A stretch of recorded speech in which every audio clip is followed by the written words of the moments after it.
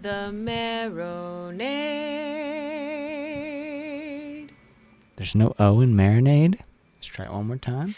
Ready? 1, 2, 3. The Marinade. Marinade. Bone marinade. That's The Marinade. The Marinade. With Jason Earle.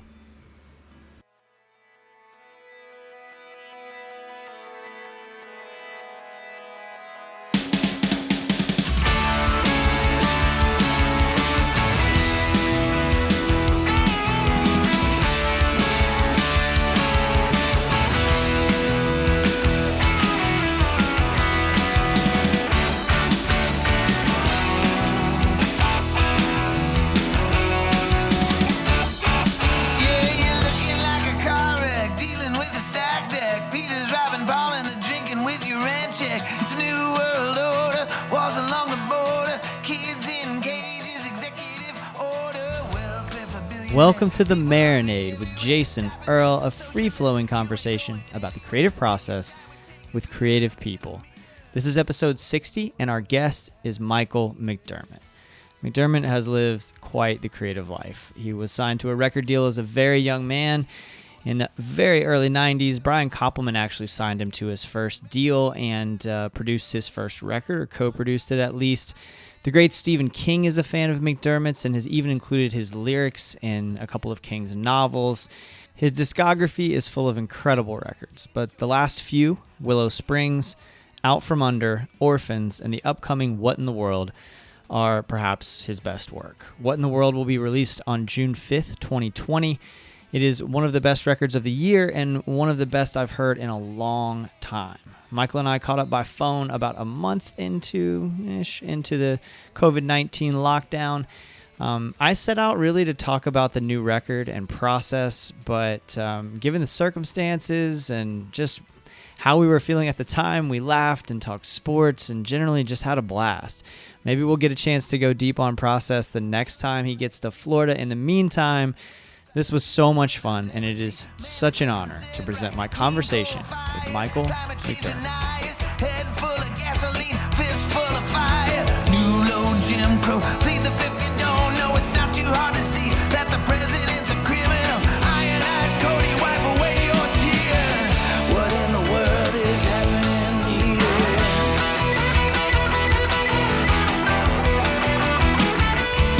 Be all that you can never be. You can't find what you can't see, and maybe it's the government or just your ADHD. Oxy and Adderall, the redneck and the radical. Good versus evil, these days it's almost biblical. World full of strangers, echo chambers, lobbyists and rattlesnakes. The truth here is in danger. Treachery and treason, fictions of fear. What in the world is happening here?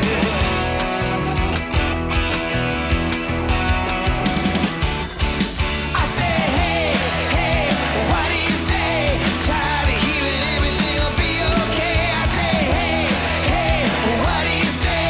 Dark days coming for the USA.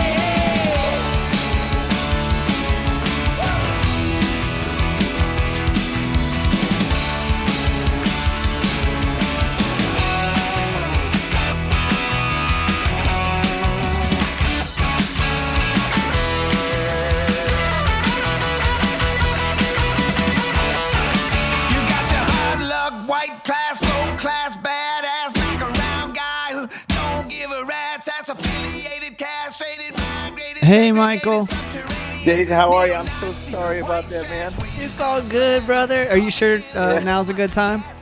It is. My daughter was in my studio Zooming with a friend, and so I hated the and they hadn't talked to each other in years. So anyway, so I finally said, "Well, you got to go. I got to do this." So anyway, all's good. That's great.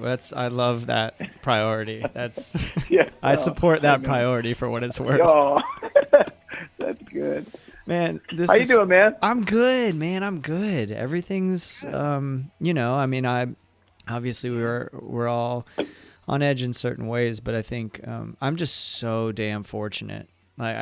I've got a paycheck and I've got Good. internet and books Yep, I and know. my guitar. I just I got the person I love and my dog. I just feel lucky.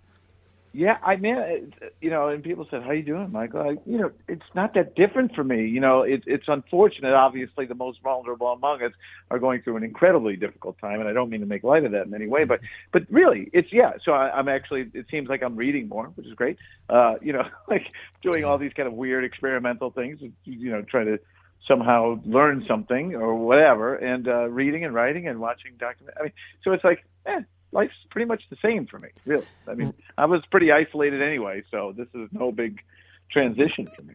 Yeah, I think that's, now the one thing I have had trouble with is I have had trouble focusing on reading for whatever reason. Yeah. Like I'm picking at things, but I'm having trouble focusing.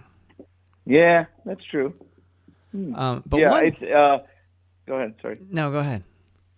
No, it's me too in some ways, and it's we're trying to you're feeling it out, it's like It's this really interesting kind of like pause button, like, wow, we could just hold everything, like literally, and like now before you go back into the world, how are you going to try to make yourself better? How are you going to try to be any different? Are you going to better yourself in any way? Are you going to think differently? Are you going to have more compassion? Are you going to have more gratitude? Whatever, so it's like that's what I think we're all trying to. Wow, this is a really amazing opportunity if we look at it that way. Well, you kind of asked that rhetorically, but I might want to turn it back on you. So what are you learning? Well, besides just having more time to read and less time to go out, so I'm trying this breathing routine I do now, which is weird, and it's it gets you kind of lightheaded. I'm doing some breathing work. That's what I do every day. Also, the one weird thing I'm doing, which I kind of love now because I'm a bit of a masochist anyway, I start the day with a freezing cold shower, and and I could go about. I'm trying to work up to a minute, and but there's a lot of screaming and like primal voices emanate from my body like ah! Ah! Ah! A lot of that. So the cat has gotten used to that, and and anyway, so it's supposed to reduce stress, and and also it kind of connects you like with this.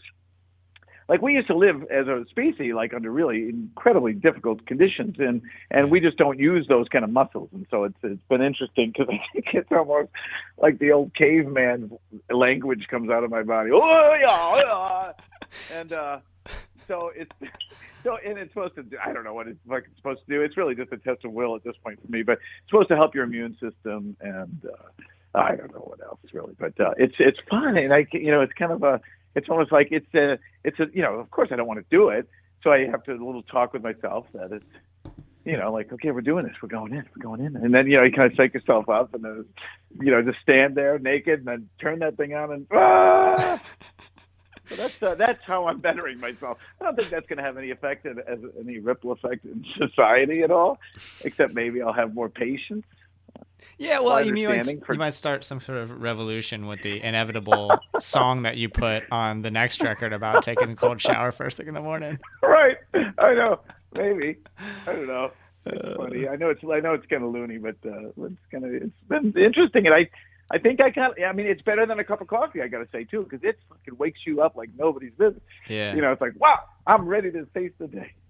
Well, that's an interesting thing, too, the ritual aspect of it. My schedule changed a little bit, but for the better. It's like I am more in sync with my partner Chris's schedule, so I can stay up with her.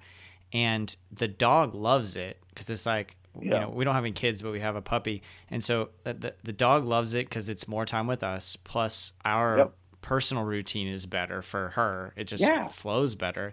And it's like, I honestly, so fortunate to have the creature comforts taken care of and to not have to stress about paying my bills and stuff, but no, absolutely. I mean, it's reprioritizing, Jason Isbell had a tweet about like, there's going to be a lot, or watch the divorce rate of musicians that are together that have never toured together, who spent like incredible amounts of time. And that's true, and I know that a lot of my friends that whatever, they're salesmen or whatever. They're out of the house all the time. And now they're confronted with, the wife that they've been married to, whatever, 30 years or whatever. Now they got to get to know each other again, I think, in a very different way, which I think is going to be ultimately good. But, it might end up in, disaster too.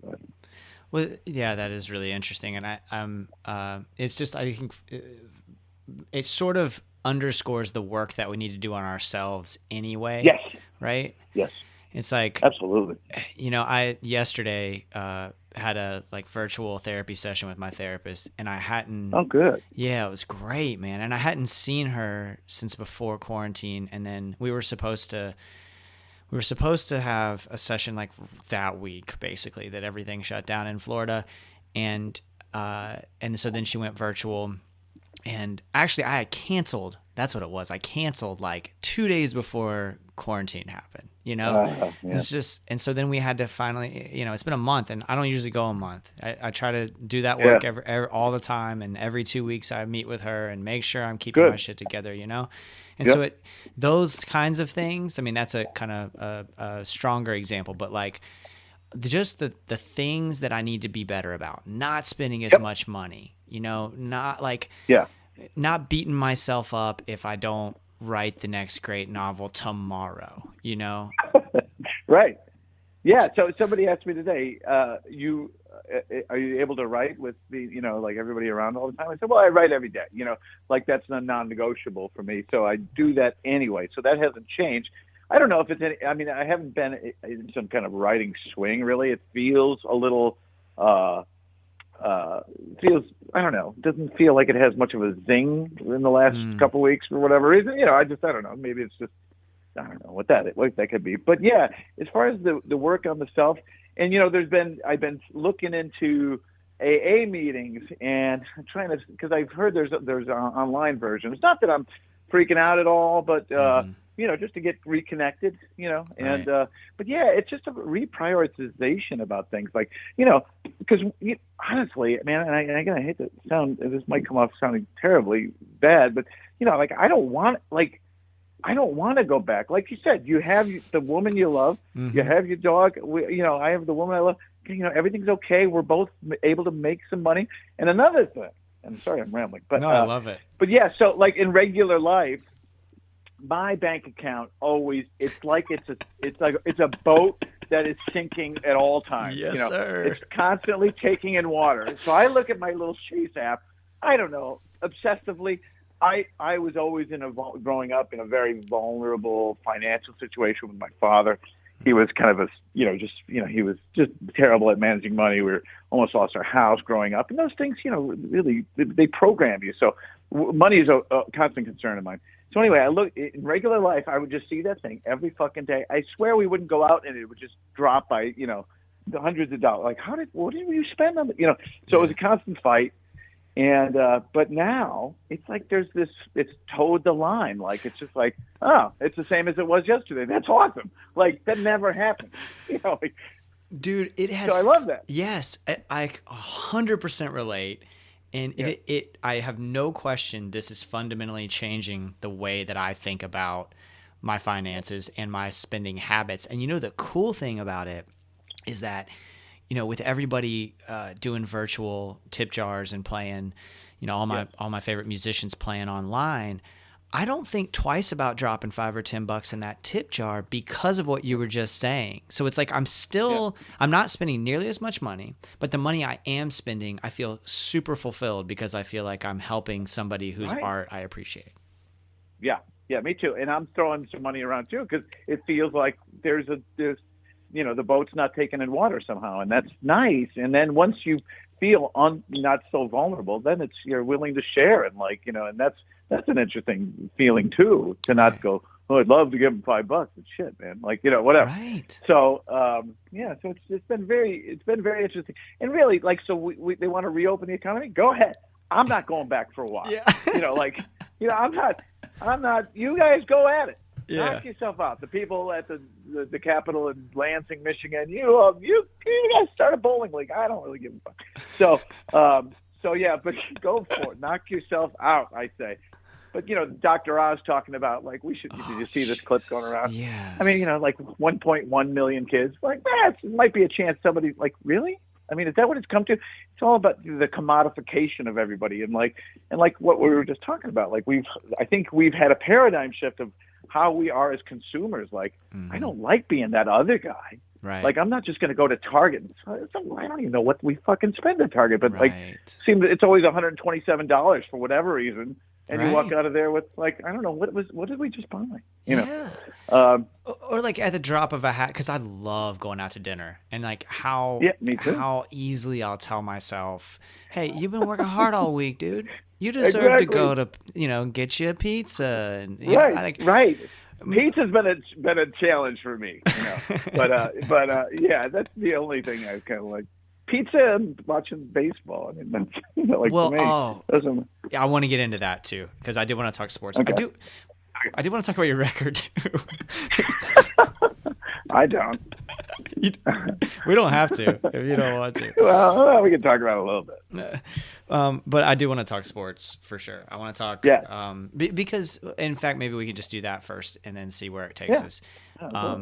Because I'm starved for that kind of conversation. And I'm starved. Obviously, we're all those of us who are sports fans are starved for consuming sports, but also just like I find myself, and sorry to my Twitter followers who follow me for music or the podcast or whatever, but I'm like entering every single who's the greatest running back of all time tweet contest. Like I'm making my top 5 list every time I see one because I'm just starving for that conversation. Right. Totally sitting around at the pub with the boys. Like, and here in Chicago, what they've been doing, which is just like, it's pornographic really, is doing the Bulls playoff run in '96.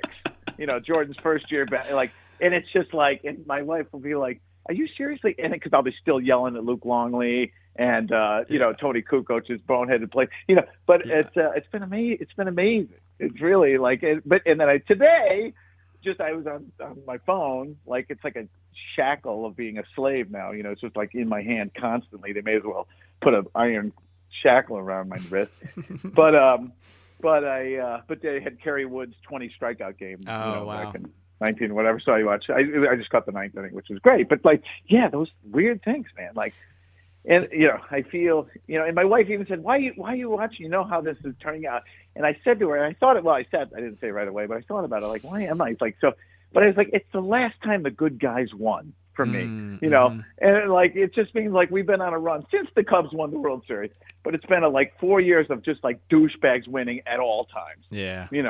So like, this is kind of like that rekindling of that idea that, the guys I like will prevail. You talked about being a masochist. I did like one of the stupidest things I've done in a while, I think, which I guess says that I'm making pretty good choices all around, but that I watched the highlights from the 2017 AFC Championship. I'm a huge Jaguars fan, and it was the Jaguars and Patriots, and there was like these 4 terrible calls that went against the Jags, and it's like just like clearly the NFL being like, nah, we can't have Jacksonville in the Super Bowl. Oh, yeah, no, don't do it. Don't do it. Yeah. But treat yourself better. You're better than that. Thank you. This is great. A therapy session yesterday, a therapy session today. Right. And so we're coming out better. But what is it about? I find it interesting that it seems as though baseball specifically, and I love this conversation with songwriters, is that there's something about baseball that appeals to songwriters specifically, whereas those other sports we were just talking about, not always. Some of them like football, some don't. Some like basketball, some don't. Right. What do you think it is? Do you have any sense of what it is about baseball that attracts a songwriter? I don't know. Maybe the languid nature of the process of baseball, because it's because it's I don't know, but I don't know if that's the same way for English songwriters. Do they like cricket? I mean, that's an extreme example from, but I don't know. I think, for me, basketball seemed like, watching Jordan specifically was very poetic to me. Yeah. And that made sense, like that on a intellectual level even made sense, but the baseball, I don't know. Is it, because it's such a, I mean, is there a guy that doesn't cry when at the end of Field of Dreams when Kevin Costner says, "Hey, Dad, you want to have a catch?" Right. I don't know. I mean, it's almost more of a gender specific thing. I don't know if that's I can't think of why it would be resonant to me as a songwriter. But I don't know. Well, It's a very great question. Great. Yeah. Well, I wonder about this though. Like, if I've always thought of baseball in the terms of it being a game that is a collection of individuals. So you're on a team, but your task is so isolated versus the other games where you're so dependent on everybody else interacting with them, I should say.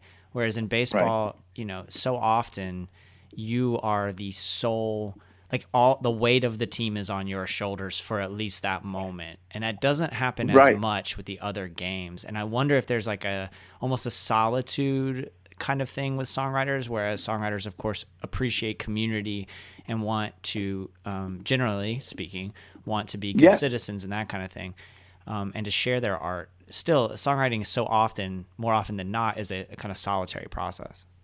Yeah, that's amazing, actually, and it made me think of the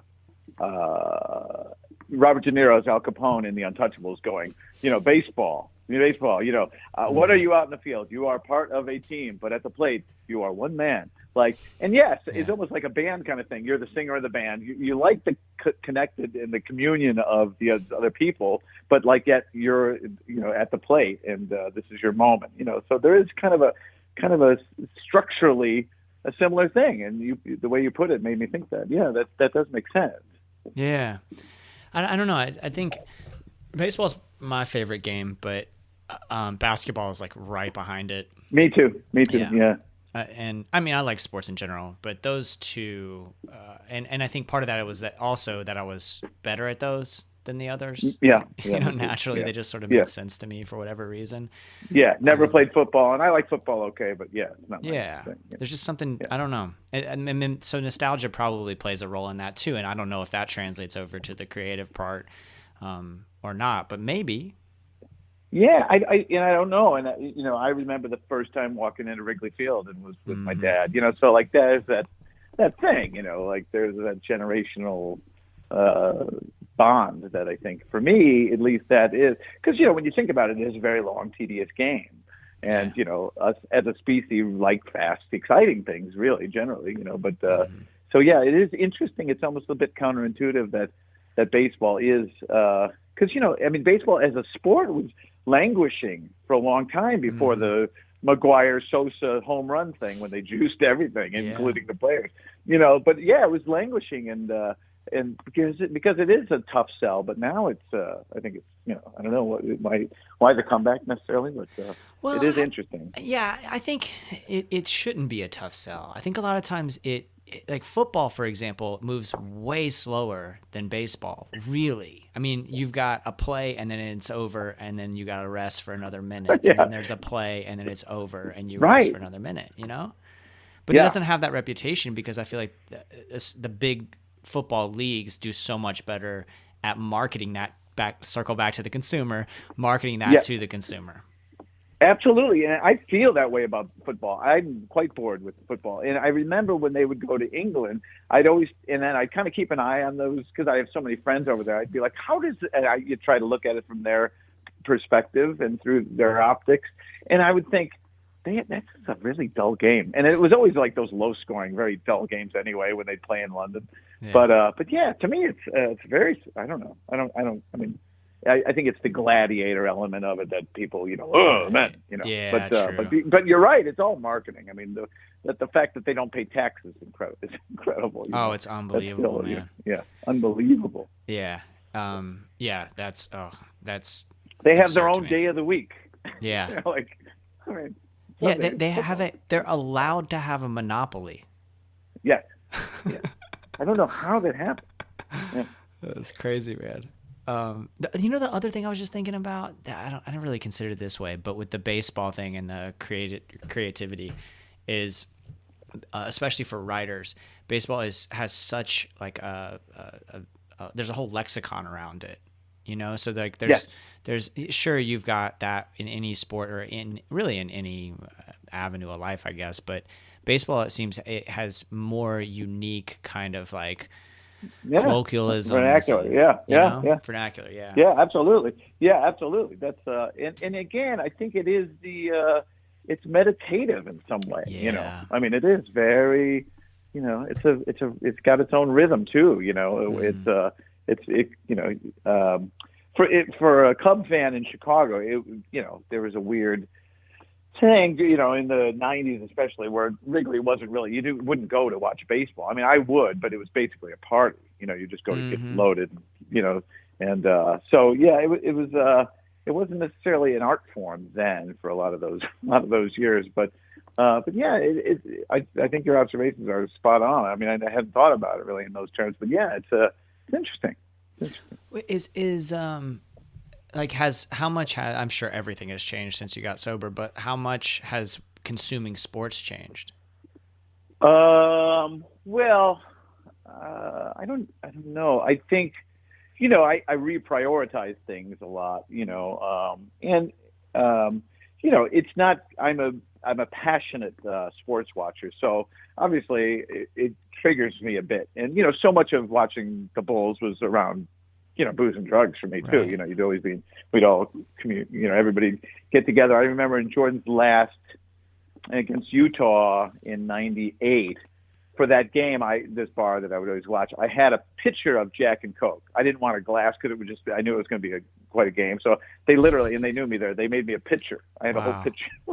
Yeah. And so it was just and that was just, I mean, that wasn't even that big of a deal. It was just sort of saved me from going back to the bar. But yeah, so I think I've kind of, I've been more moderate in terms of my consumption of it, just because, I try to keep even keel. And, but frankly, I haven't been, the Cubs thing was amazing. And I was sober a couple of years then. And yeah, no, it was good. It was all good. I wasn't on edge or anything. I mean, I was terribly on edge in Game 7, but the world was great, for, I think, 3 days. And then Trump got elected, and then everything. I was like, yeah, that makes sense.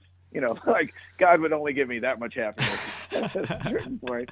Like, oh, hey, I got good news. Cubs are going to win the World Series. Oh, you got to be kidding. Yeah, you only got that for a couple of days, though. And then the world's going to be upside down. Yeah, there's a racist demagogue that's going to be running. Incompetent racist demagogue. Wait, what? So we only get the Cubs, like the world being a utopian place for 2 days? Yeah. It was 3 days or something. I don't know. Yeah. And I watched it in the same room. It was funny. And I remember in the very same room where I watched the Cubs win, I remember it was like, I don't know what the electoral was. It was like 33-6 or whatever. And I said to my wife, I'm like, even in any sport, that's a big lead. Like it was, it's early. But I'm like, that's still bad. 33 or whatever it was. It was like, this is not looking good. That's early, when Florida comes in, or whatever. Oh, buddy, I could have told you what was going to happen in Florida.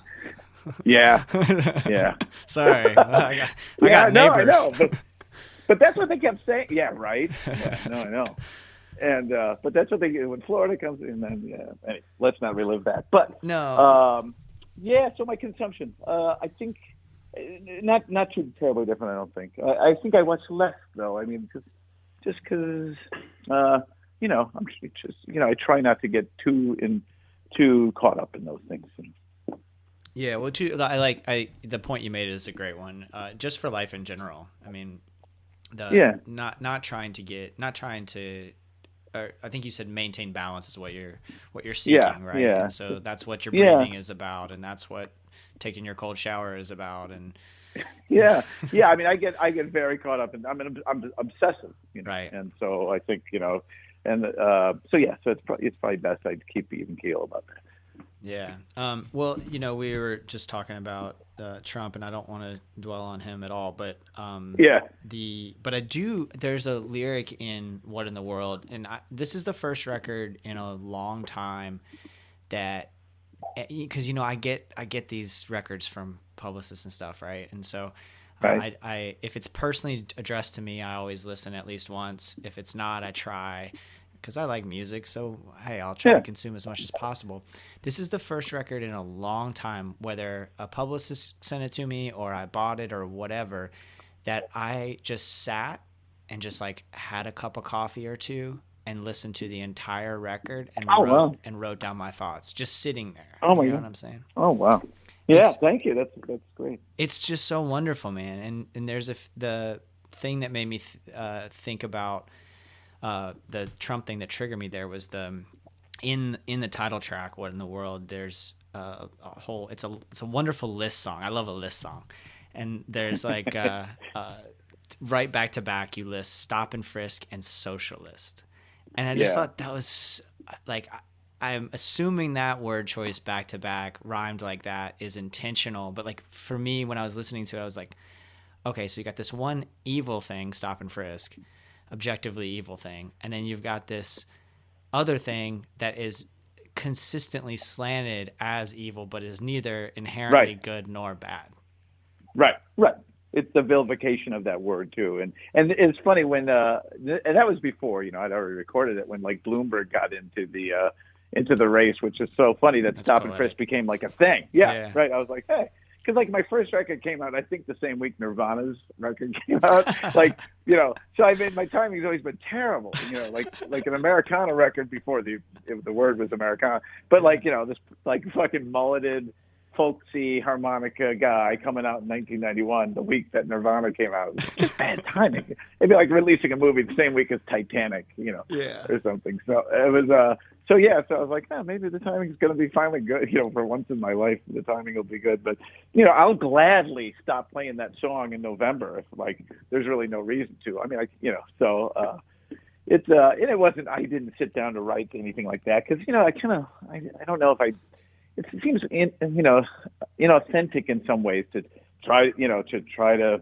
write something political because quite frankly I don't know anything about anything. It's like if anything the politics of my behavior or the politics of my emotional stability, like I know those things, but I don't I don't feel versed enough to talk intelligently about real politics and getting the weeds of there. So it was just really just kind of a like a list. It was just a stream of, my writing session. I just kind of had all these things that I had that kind of seemed like they went together, and then it just kind of built from there. And then I had the verses for kind of a while before I had something to tie it in, because then I thought, so what? So I kind of left it on the side of the road, and every once in a while I'll go back and try to put something to glue it together, and nothing ever seemed to work. And then finally I had the hey thing, and I thought, oh, that'll work.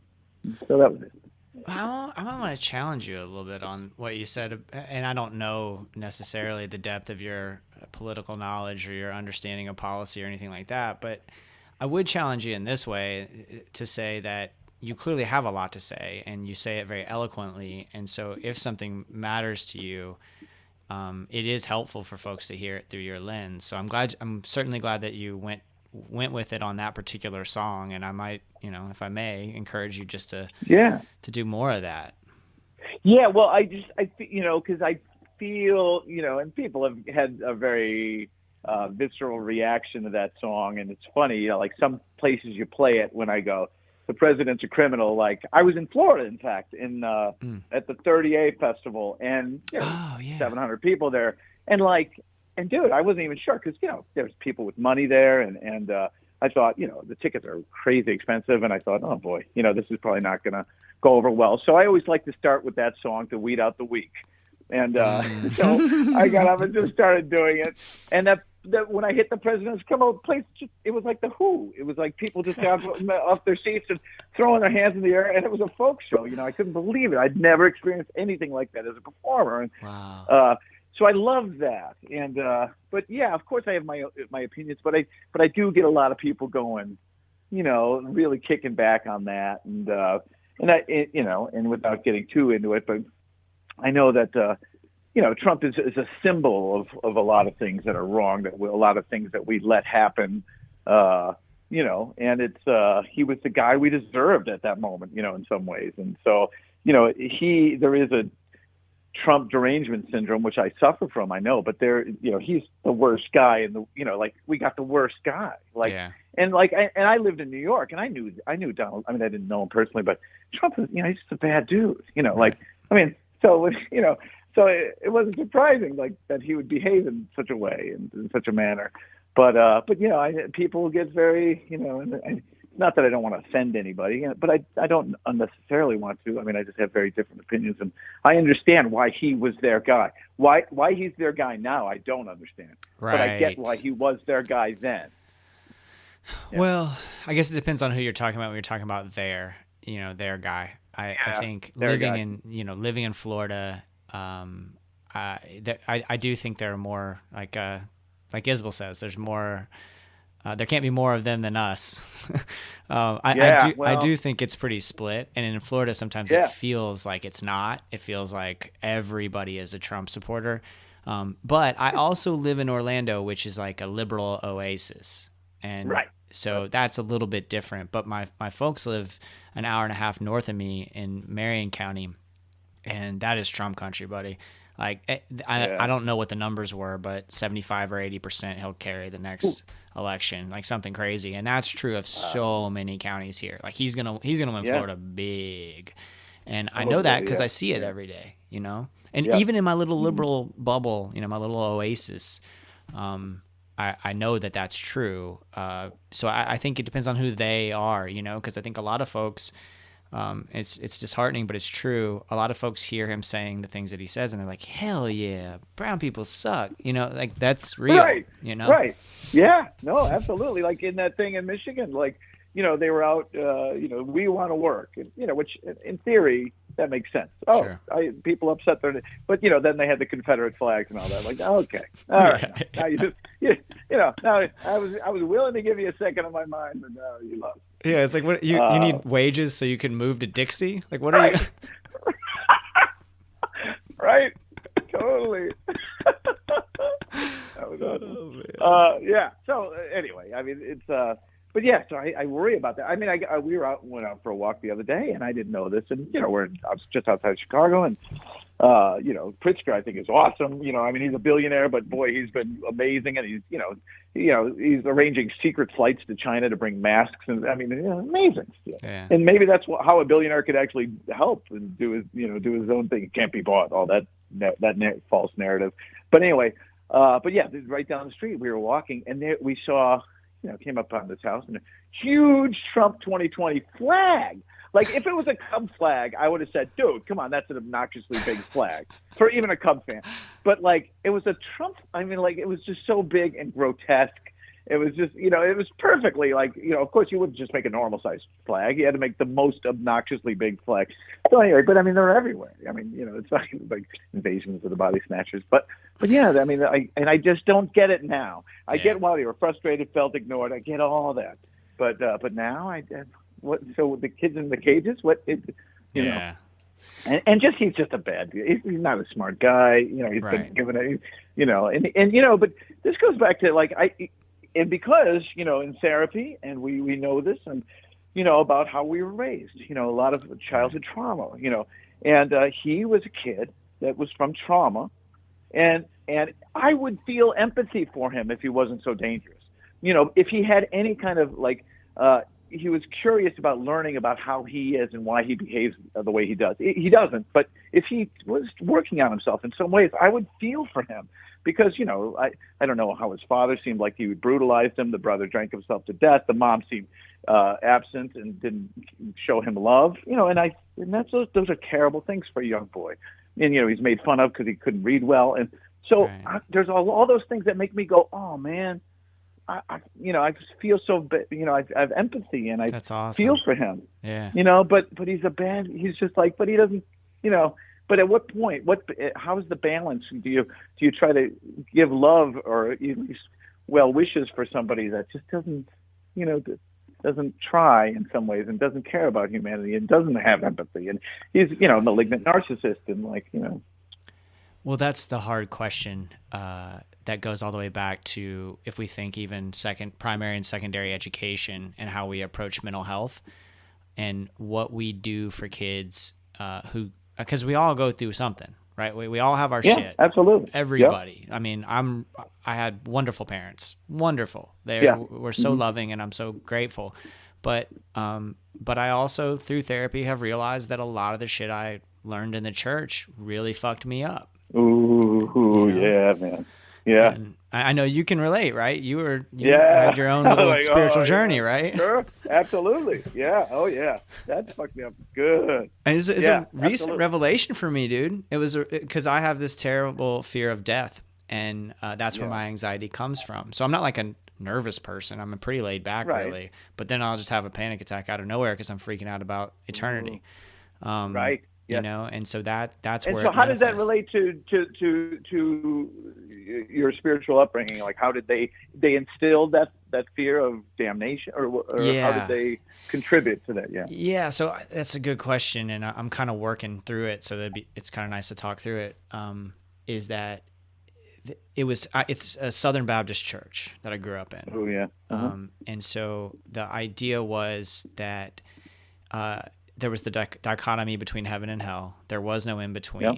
And either way, it was for eternity. So if you make this one decision to accept Jesus as your Savior, then you get to go to heaven. This is your payoff. You get to go to heaven forever. And if Forever. And if you Right. don't, then you get to literally burn in Burn. hell forever. Ever. And both of those are fucking terrifying. Yeah. Yeah. Very grotesque with their detail of, like, those are a lot, heavy words. Burning, forever, pain. Just forever yeah. at all. Yeah. And I think right now, what my therapist had me do is she's like, you got to figure out, because if you really ask me, all right, what do you really think about spirituality? What do you really think about God? I'm like, I don't fucking know. Yeah. I don't know. I wish I knew. Mother Teresa didn't know. She was on her deathbed. She's like, I don't know. I don't know. She what? And like, She gave her life to the lepers, and she had her on her deathbed. Was like, I don't fucking know. that's amazing. Yeah, it's amazing. So, but she, it seems, was okay with that, right? She seems okay with that unknown.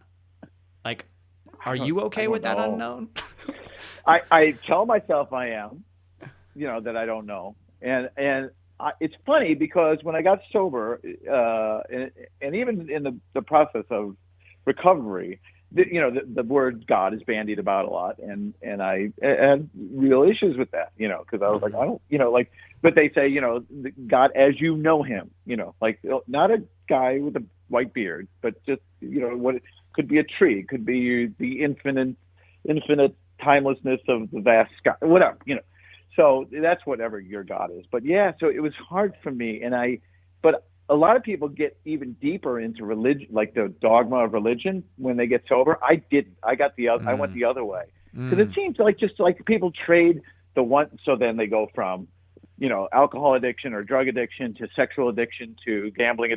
So they just kind of like it's a trade in. Like, I'm going to trade in my booze card, and I'm going to become a sex. I'm going to watch porn 17 hours a day, Right. or whatever. So like, and people do that with God too, and that always rubbed me wrong. So I had to convince myself. I had to give up a lot of those things, man. I was very deep in it, and I mean, I was really, really deep. And I was telling my wife on Good Friday, I said, this was a huge day for me. This was a very, like, it would be emotionally like guttural for me on Good Friday, and now it's just like, oh, it's nice out, but it was very heavy for me. And so I tell myself it's okay, because it always seemed like transactional on some level. Like, I'm going to be a good person because I'm going to get rewarded. Fuck that. Like, just be a good person if you want to be a good person. If you don't. And, there's a theory, like, nothing in life is good or bad. Nothing is. It's just what we assign those things. We assign this act or this, what happened. We assign that was terrible. Well, then it's terrible. It's not really terrible. You could look at it in another way. Yeah. It's some kind of, like, I guess, I don't know if it's emotional gymnastics or whatever. You try to take bad experiences and turn them into, like, hey, actually, you think about the plague. It's not so bad. I'm getting a lot of work done. Yeah. You can do that all day long. But, so I am okay not knowing. And if there is, because, I mean, if you could go into, like, that whole wormhole of, like, God, if there is a heaven and everything's great and you make every jump shot you take, God damn, wouldn't that be boring? Yeah. Like, how long would that be fun? You get to sleep with any girl you want. Really? Right. No chase? Like, Yeah. Really? Oh, my God, that's dull. Yeah. So I don't know, man. So yeah, I'm okay. It's like, it's just, you just condition I've conditioned myself to live with a drug addiction, so I can condition myself to believe I'm okay if there is no, I kind of, higher power is still a tricky one for me, because Right. because I just assign it to a Jesus or whatever, because I never believed in God. I believed in Jesus. That was my weird thing with religion. That Oh. like, even, so whatever, for whatever reason, I was never believed in God. I believed in him, that he was the son of something, but I never knew his dad. I knew him. Yeah, see, that was the hard thing for me in the Christian church, was that never really made sense to me. The Trinity in general never made sense to me. But now that I I'm know. like, I know. now that I'm Yeah. older, I guess the Holy Spirit part does make a certain amount of sense to me. I think I could get behind something like that. And, Right. like the idea of God as love, or that some sort of positive energy is what we need to aspire to, that I can get Right. behind. I just don't know, because we want to label everything, and we want to compartmentalize everything. And I'm especially bad about the compartmentalization part, is that I don't know what to call that, Like, I know. Yeah, I don't either. it's like, if I I don't can't know. call it. I know we only have five senses, and we can barely see most of the colors and and with the frequencies. We can only hear very limited. Our brain is only taking in very limited information, so we don't even know what's around us, really. I mean, if there was some kind of super microscope, you'd be astounded with what colors and prisms and all that are around us, and spirits and whatnot. I don't know, but yeah, that's. I mean, as a kid, I used to, lay in the front yard and look at the sky and just freak the fuck out. Like, what's up? And then beyond that is what? Yeah. And then there's more darkness. Yeah. Wait, then darkness upon darkness. Yeah. Forever. Like, what the fuck? Yeah. And then I'd run inside the house and be like, all right, I'm going to bed. Yeah. Except I would, then I'd lay up all night freaking out about it. Right, crying, whimpering into your pillow. God Almighty. Oh, that's What great, the man. fuck?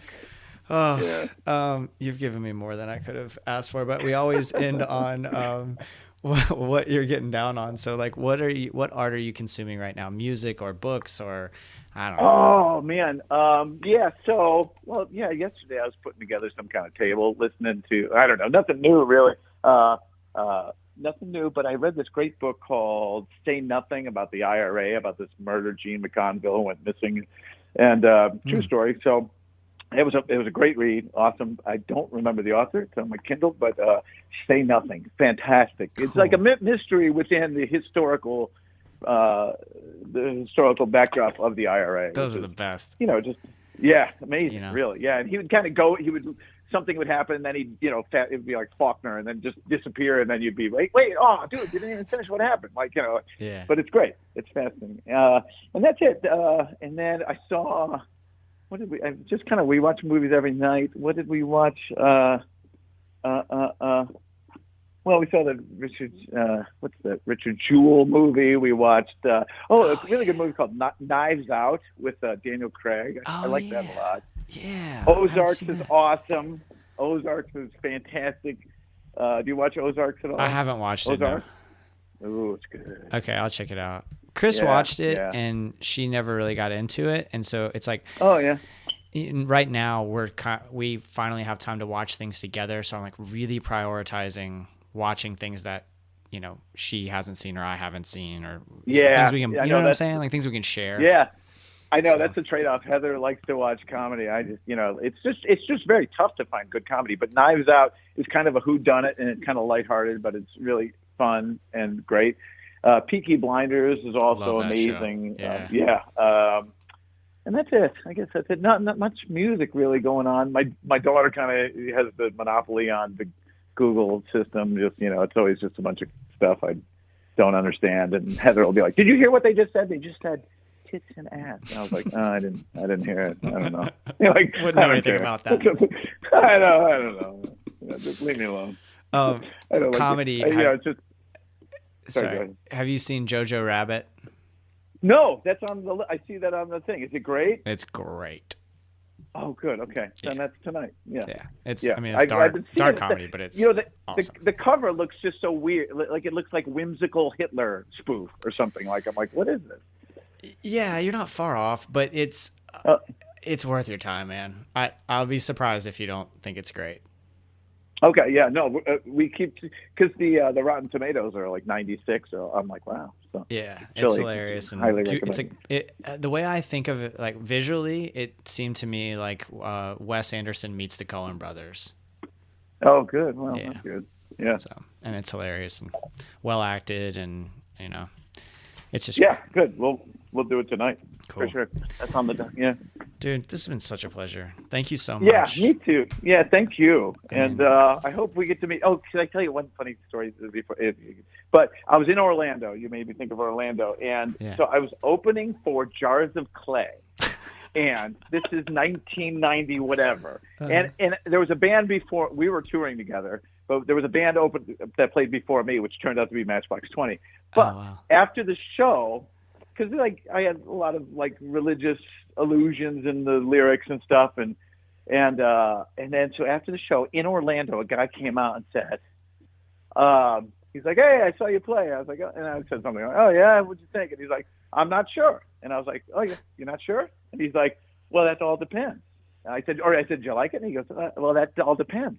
I said, "What's that depend on?" And he said, "If you accepted Jesus Christ as your personal savior." I said, "Well, it's personal. Like, why? That's going to depend on whether you like the show or what the songs I wrote." And he was like, "Well, that means everything." And I always remember that. It was a very odd thing in Orlando, odd moments in Orlando. Oh, But yeah, that was we got plenty of them. they're everywhere. Come on back, buddy. Please come back. I know. And then we'll Okay. play your beautiful songs and sit down with me face to face and do this again. That would be awesome. When all this is over. That'd be great. Oh, Great. man. I had a great time talking to you, man. Good. I'm It's a so pleasure. glad. Dude, All this is right, a man. blast. Take care. Yep. Talk to you later. All All right. right. Goodbye. Bye.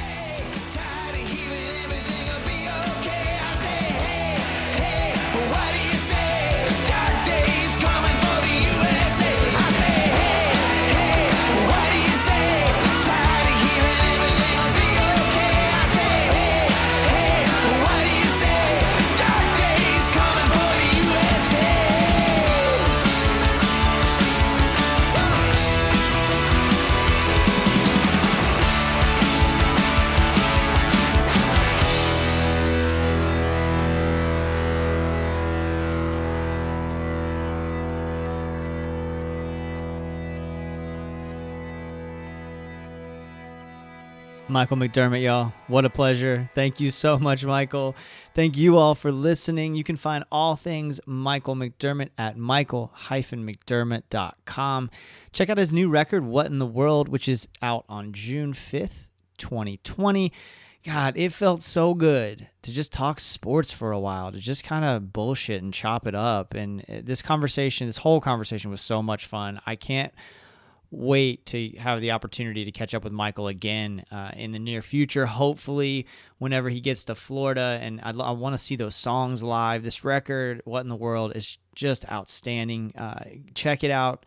The single What in the World's already out, and when the whole record comes out, get yourself a copy. It's truly, truly wonderful. Head over to marinadepodcast.com for all things The Marinade. Follow The Marinade on Instagram, Twitter, and Facebook.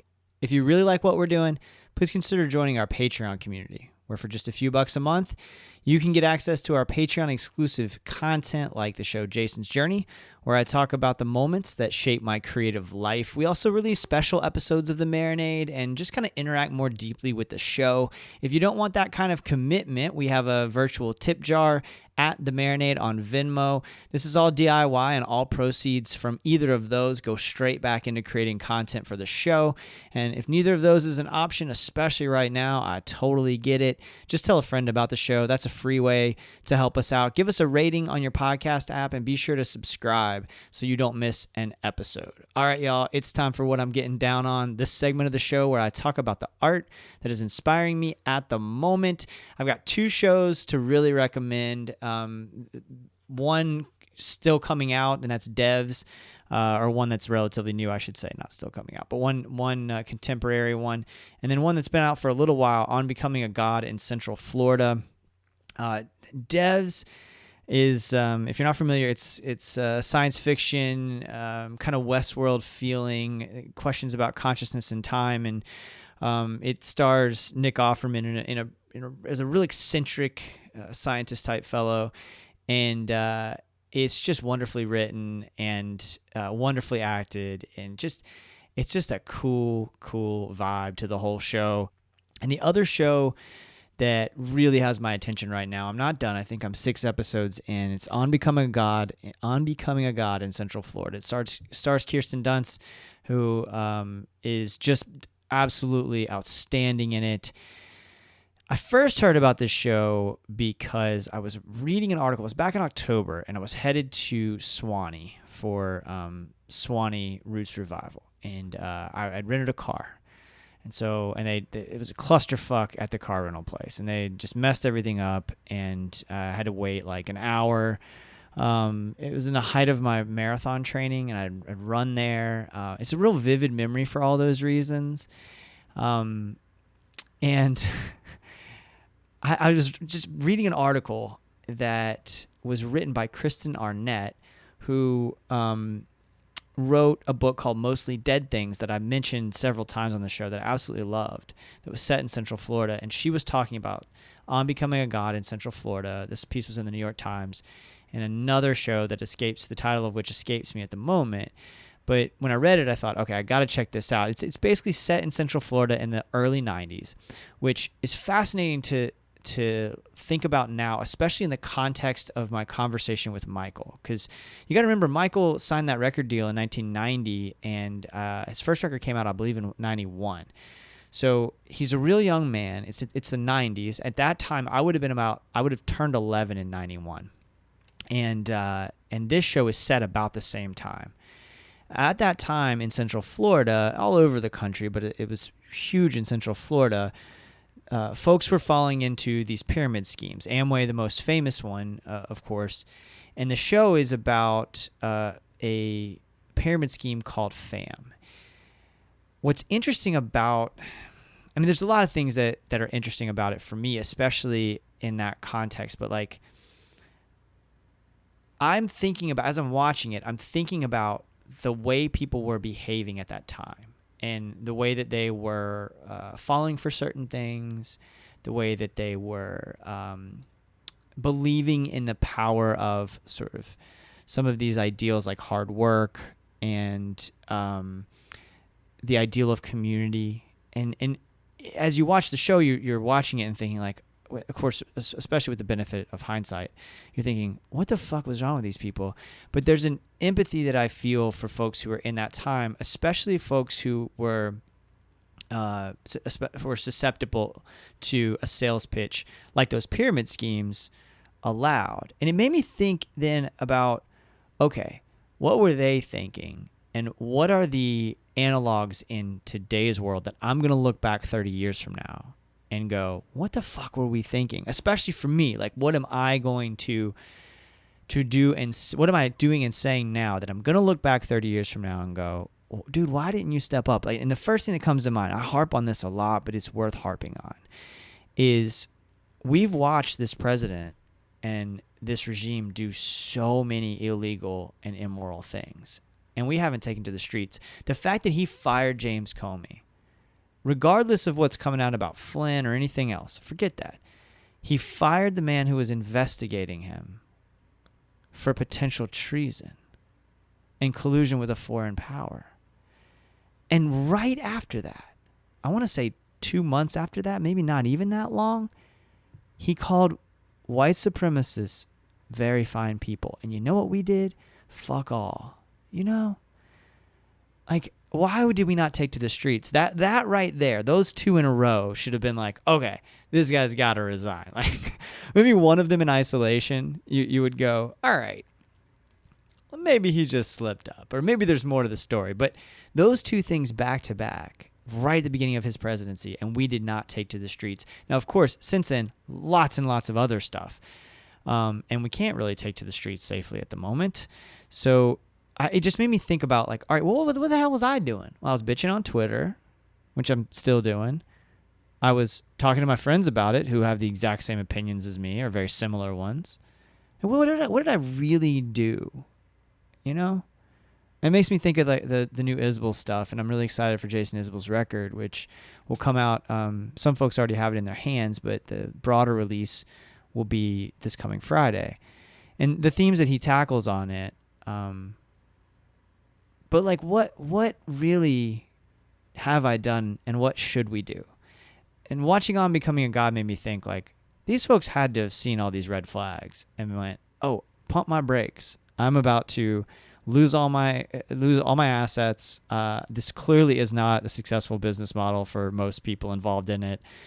This is clearly predatory. Let's get out of this. But in the moment, they weren't thinking that way. And so how do we gain that perspective? And the parallels are just really interesting to me. Not that Michael McDermott was in a pyramid scheme necessarily, but just thinking about like as a young man in the 90s, receiving all of this fame and then going through his career and making these great records, but falling into addiction and then wrestling out of addiction and recovery and all of like that. Those things are all kind of running concurrent to each other,